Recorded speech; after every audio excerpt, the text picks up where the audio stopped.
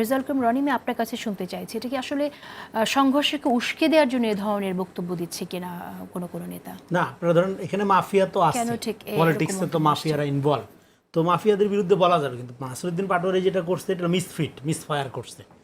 যে লোকের ব্যাপারে ধরেন এলাকায় লোকজনের জনপ্রিয়তা আকাশচুম্বী, তাকে যখন আপনি বলবেন যে সে আপনার মাফিয়া, নতুন গডফাদার, তখন ব্যাপারটা হলো যে আপনি আসলে গডফাদার মিন করেন না, অথবা আপনি রাজনীতি বুঝেন না, বা কি করতে হবে, কোথায় কি বলতে হবে এটা আপনি জানেন না।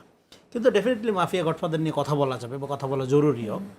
তো সেইটা আপনারা ধরেন যে নাসিরউদ্দিন পাটোয়ারি যদি ধরেন এইটা যেটা হয়েছে কি, এখানে পুরা পলিটিক্সে বিএনপির ক্ষেত্রে এইটাই হচ্ছে, মানে বিএনপি যে অপরাধ করে নাই কিন্তু সেই অপরাধ রাজনীতিতে আছে, এইবার আপনি সেটার দায় আপনি বিএনপিকে চাপাই দেন।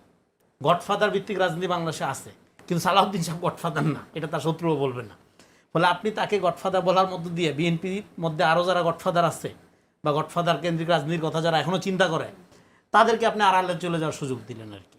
হ্যাঁ, তো এইটা, এবং এই যে চাঁদাবাজি সমস্যাটা তো বিএনপি, আওয়ামী লীগ, এনসিপির সমস্যা না, এটা একটা স্ট্রাকচারাল সমস্যা। খেলো করে দেয়া, এই স্ট্রাকচার আপনি চেঞ্জ না করে যতই আপনি চাঁদা আর বিএনপি একাকার করবেন, ততই তো আপনার ধরেন লোকজন কি হবে একটা পর্যায়ে, যে চাঁদার কথা বিএনপিকে বলা মানেই হলো আচ্ছা মিথ্যা অভিযোগ দেওয়া। ফলে বিএনপি যেখানে রিয়েল চাঁদাবাজি করবে সেটাও বা সেটা প্রোপাগান্ডা, ওই এলাকার ভুক্তভোগী ছাড়া বাকিরা বলবে আচ্ছা এটা মনে হয় প্রোপাগান্ডা, কারণ চাঁদার নামে তো প্রোপাগান্ডাই হয় বিএনপির ব্যাপারে। ফলে চাঁদার প্রবলেমটা একটা স্ট্রাকচারাল সমস্যা। আপনি যদি ময়লার এই ব্যবস্থা রেখে দেন, আপনি যদি জুটের এই ব্যবস্থা রেখে দেন, এখানে হাত বদল হবে, মাথা বদল হবে, কিন্তু চাঁদা কেউ না কেউ নিবে। এবং অভ্যুত্থানের পরে চাঁদাটা নিশ্চয়ই আওয়ামী লীগের লোক নিবে না। আওয়ামী লীগের লোক নিলে কি আপনারা খুশি হইতেন? এটা খুশি হওয়ার কোনো কারণ নেই। তো এটা বিএনপির লোক নিবে, এটা স্বাভাবিক ব্যাপার। কিন্তু এই স্বাভাবিকতাটাকে চেঞ্জ করার জন্যই তো অভ্যুত্থানটা হয়েছিল। ফলে আপনি সংস্কার নামে একটা পুরো আমলাতান্ত্রিক জটিলতার মধ্যে ঢুকে গেলেন, কিন্তু ইমিডিয়েট যে জিনিসগুলো করা দরকার, গরিব মানুষের এই রাস্তার চাঁদা, হকারদের চাঁদা, তারপরে এই যে জুট ময়লার এইগুলো আপনার ঠিক করা, পুলিশ ঠিক করা, সিস্টেমটা ঠিক করা, যেগুলোর জন্য কোনো রাজনৈতিক দল বাধা হয়ে দাঁড়াইতো না, সেগুলো না করে এখন আপনি যখন শুধুমাত্র বিএনপি চাঁদাবাজ এই ট্যাগ দেওয়া রাজনীতি করবেন, যেটা এখানে একটু আলোচনা হলো, politics of naming is dangerous. এই পলিটিক্স অফ নেমিং আপনাদের ক্ষতি করবে। আর এখন যে রাজনৈতিক ব্যাপারে আপনি আলোচনা করছেন, যে প্রশ্নটা আপনি এখানে তুললেন, এইটা একটু আলোচনা করা দরকার। আমরা রাজনীতির এখন কোন মডেলে আছি? আমরা রাজনীতি এখানে বাংলাদেশে যেটা অভ্যুত্থানের পরে সাধারণত যেটা হয় কি, অভ্যুত্থানটা কেন হয়? অভ্যুত্থানটা হয়তো ধরেন একটা সমাজের ফ্যাসিজম বা আপনার স্বৈরাচারী অবস্থা এত চূড়ান্ত জায়গায় যায়, যখন বিভিন্ন সেক্টরের লোক কমনলি ভিকটিম ফিল করে। একটা মাদ্রাসার ছাত্র, একটা প্রাইভেট ইউনিভার্সিটি, একটা পাবলিক, একটা রাস্তার হকার, একটা এলিট কমনলি ভিকটিম ফিল করছিল আওয়ামী লীগের ব্যাপারে, গণ অভ্যুত্থান হয়েছে। কিন্তু গোটা 17-16 বছরে পুরো সমাজেরই একটা ফ্যাসিবাদী রূপান্তর হয়েছে। সেই রূপান্তরটা কিন্তু নষ্ট হয়ে যায় না, এটা অটুট আছে, ইনট্যাক্ট আছে।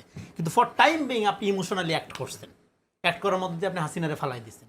কিন্তু আপনি তো হাসিনা ফালাই দেওয়ার পরে আপনি যেই শাসন কাঠামোর মধ্যে এসে বসলেন, এটা হাসিনার কাঠামো, আপনি নতুন কাঠামো তৈরি করে এসে বসেন নাই। ফলে পুরা অবস্থাটার মধ্যে এই যে ফ্যাসিজমটা ইনট্যাক্ট আছে। ফলে এই জন্য ফ্যাসিবাদের পতনের পরে ডেমোক্রেসিতে ফেরা অলমোস্ট প্রায় প্রত্যেক দেশেই ইম্পসিবল হয়।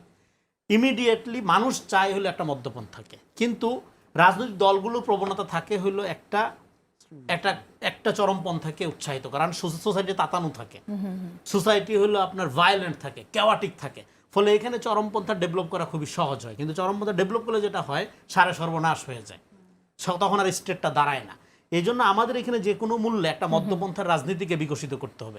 এই জন্য আপনার সাথে আমি এসে বলছিলাম এই বিএনপি ফেল করলে আমাদের একটা বিএনপি লাগবে, মানে কি আমার একটা বাংলাদেশি মধ্যপন্থার রাজনীতি লাগবে, যেখানে আমাদের কথাটা কি ছিল, দল যার যার রাষ্ট্রসভার একটা নাগরিক ভিত্তিক রাষ্ট্র। কিন্তু সেখানে জেগে ওঠার কোনো আশঙ্কা আছে কিনা সে বিষয়ে জনতা জাগ্রতই আছে, কিন্তু সেখানে সমস্যাটা হলো আপনি এখন যখন আপনি ইমোশন মানে culture of political emotion is very dangerous.